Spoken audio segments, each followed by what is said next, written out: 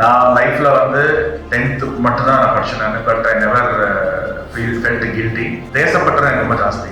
2048 வந்து நம்ம நாடு வல்லரசு நாடு ஆகணும் அப்படின்னா அது தட் இஸ் நாட் அல்காரிதம். பிரதமர் சொல்லியிருக்கிற 2048 வந்து நாங்கள் வந்து நம்பர் 1 எக்கானமி நம்ம இந்தியா வருங்கிறது.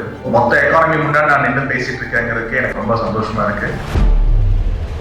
நீங்க இந்த துறையை தேர்ந்தெடுத்திருக்கீங்க அப்படின்னா உங்களுக்குள்ள ஒரு மிருகம் கதறிட்டு இருக்கு.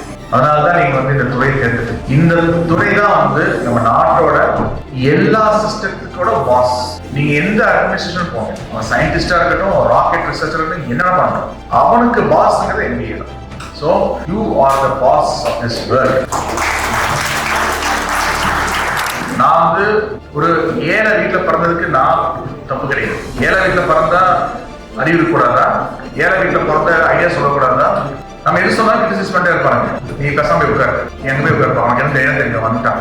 அந்த கிரிட்டிசைசம் தான் வந்து எனக்கு இப்படி பேயாதான் ஆகுது. ஸோ லைஃப்ல வந்து நீங்க எந்த அளவுக்கு கிரிட்டிசைசம் வாங்குறீங்களோ அந்த அளவுக்கு எனக்கு என்ன குறைச்சல் இருக்கு? நல்லா தான் இருக்கிறேன், ஆல்ரெடி இருக்கிறேன், ஓரளவுக்கு ஒரு ஹேண்ட்ஸமா இருக்கிறேன், ஓரளவுக்கு நல்லா பேசுறேன், இங்கிலீஷ் தெரியாடி கூட அடிச்சு 10 இங்கிலீஷ்ல பேசுறேன், சம்பாதிக்கிறேன். இதுமே என்ன வேணும்? அடையாளம் வேணும். பணம் சம்பாதிச்சதானே நீங்க மதிப்ப சம்பாதிக்கிறதா? வாடா இப்போ வாங்க.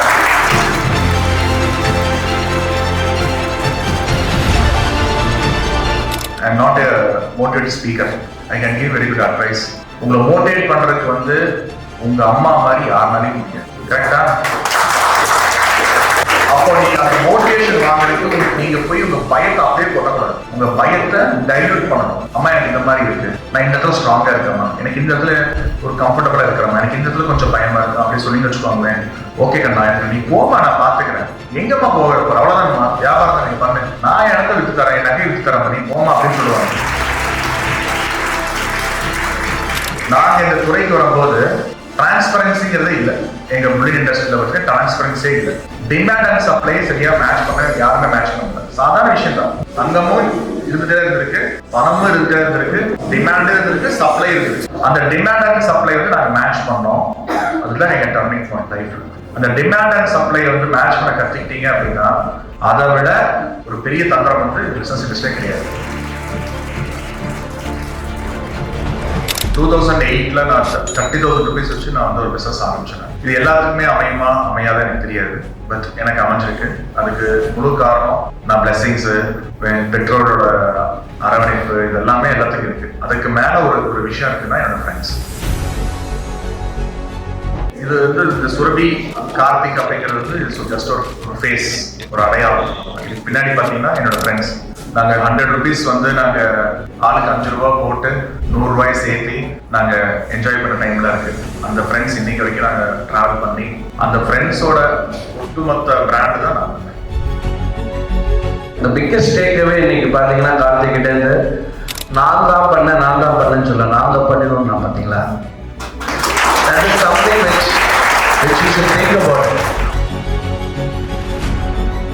அதே மாதிரி நாங்கள் ஏன் வந்து குரூப் ஆஃப் பிசினஸ் பண்றோம்? ஒரே இடத்துல ஏன் இல்லை? We have the gold, we have real estate, silver, refining, developments, we have trust. எதுக்கு இவ்வளோ வச்சுட்டு இருக்கோம்? we have the food industry. எதுக்கு இப்படி வச்சுட்டு இருக்கோம் அப்படின்னா don't believe in single basket. So உங்களுக்கு இவ்வளோ பிசினஸ் பண்றீங்களா, உங்களுக்கு எங்கேயுமே செட் பேக் ஆகாது, உங்களுக்கு பயமே இல்லையா அப்படின்னு ஒருத்தர் கேட்டார்.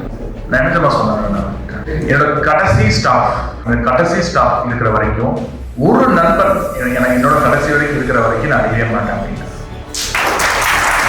என்னை அழியாம பாதுகாக்கிறதே என் நண்பர்கள் தான், என்னை க்ரோத் பண்ணதே என் நண்பர்கள் தான். அதனால வந்து நல்ல நண்பர்களோட நீங்க இருந்தீங்க அப்படின்னா உங்களை நல்லா காப்பாற்றுவாங்க எல்லாருமே.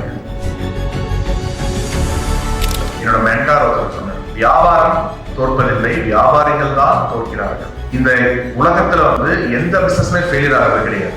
ஆண்டர்பிரனர் தான் ஃபெயிலியர் ஆகும்.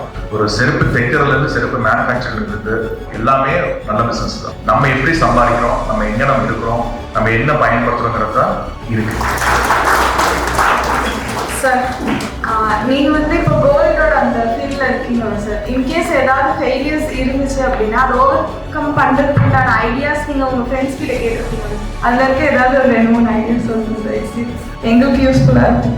ஃபெயிலியர் ஆகாம இருக்கிறதுக்கு வந்து நான் ஒரு டிப்ஸ் நான் என்ன ஃபாலோ பண்றேன்னா, என்னோட ஃபர்ஸ்ட் 100 ருபீஸ் நீங்க எடுத்தீங்கன்னு வச்சுக்கோங்களேன், அது 85 ருபீஸ் டிஃபெண்டிங்ல வச்சுட்டு இருப்பேன். அதிகபட்சமா என்னோட மரணத்துக்கு அப்புறம் தான் அந்த 85 ரூபாய் நீங்க கொடுக்க முடியும். அந்த அளவுக்கு நான் சேஃப்கார்ட் வச்சுட்டு இருப்பேன். நீங்க விட்டு எடுக்கவே முடியாது. 85 ரூபாய் 15 ரூபாய் மட்டும் தான் அந்த இன்ஃப்ராஸ்ட்ரக்சர் பில்டிங் அதுல எதையும் போட்டுருப்போம். திருப்பி அந்த 100 ரூபாயில இருந்து ஒரு 10 ரூபாய் சம்பாதிக்க மாட்டீங்களா, அந்த 10 ரூபாய் தான் நான் வந்து ஸ்பெகுலேட்டிவ் பிசினஸ் போடுவோம். ஸோ உங்க கேபிட்டல் வந்து ஃபர்ஸ்ட் 100 ரூபாயும் செகண்ட் 100 ரூபாயும் தேர்ட் 100 ரூபாயும் ரொம்ப கேபிட்டல் வச்சுக்கணும். உங்க கேபிட்டல் வந்து எங்கேயுமே மிஸ் பண்ணிடக்கூடாது. ஏன்னா ஃபர்ஸ்ட் கேபிட்டல் இஸ் த தாய்ப்பால் மாதிரி, அந்த ஒரு தடவை கிடைக்கிறது. அது நீங்க ஃபாலோ பண்ணீங்கன்னா போதும், உங்களை அடிக்கவே முடியாது.